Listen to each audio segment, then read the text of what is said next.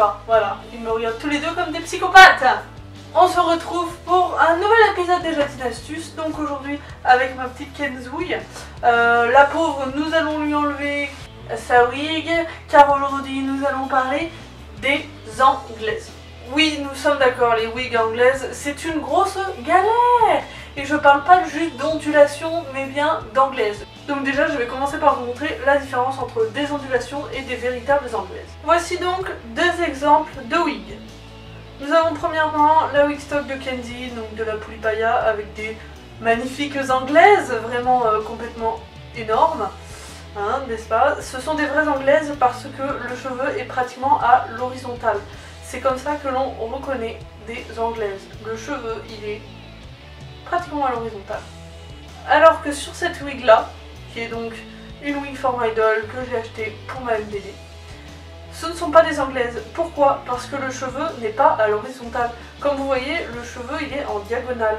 Vous prenez le cheveu, c'est une ondulation, c'est vrai, c'est une vraie ondulation, mais le cheveu tombe vraiment vers le bas, il est à la diagonale, il n'est pas horizontal, contrairement à celle-ci. Premier conseil, surtout ne brossez jamais, jamais, jamais une wig à anglaise. Sinon, c'est la mort assurée pour la wig. Là, vous pouvez être sûr que vous n'arriverez jamais à retrouver des anglaises. Une wig anglaise, c'est tout simplement en fait des cheveux qui se regroupent en plusieurs mèches.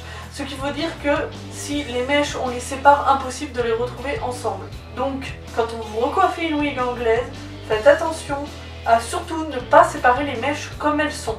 Allez, ma pauvre Kenzie, on va trouver ta wig stock. Elle en meurt en wig. Voici donc Kenzie avec sa magnifique wig qui n'a pas d'anglaise. Oui, je n'ai pas voulu garder.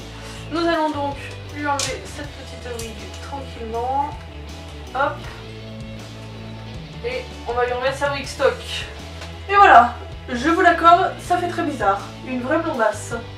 Voici donc ces magnifiques anglaises. Qu'est-ce qu'on va en faire? On va tout simplement les redessiner. Pour cela, munissez-vous d'un stylo, mais suivant la taille des anglaises, vous pouvez utiliser une cuillère ou n'importe quel autre objet sphérique. Moi aujourd'hui, je vais plutôt utiliser la cuillère parce que les anglaises sont vraiment énormes. Ce que vous allez faire, c'est tout simplement rentrer la cuillère dans l'anglaise, pour vraiment que la mèche ne se sépare pas.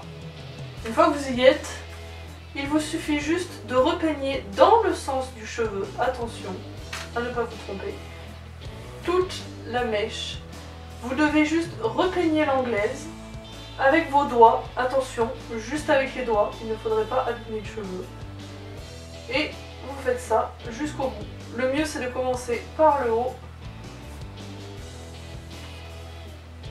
Et vous voyez, en fait, je peigne vraiment avec mes doigts toute la mèche autour de la cuillère.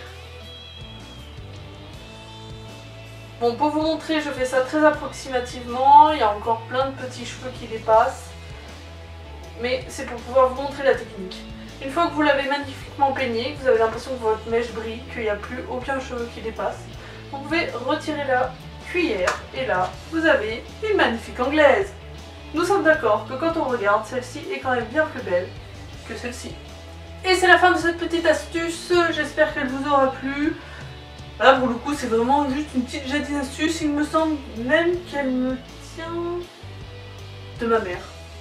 En fait c'est ça.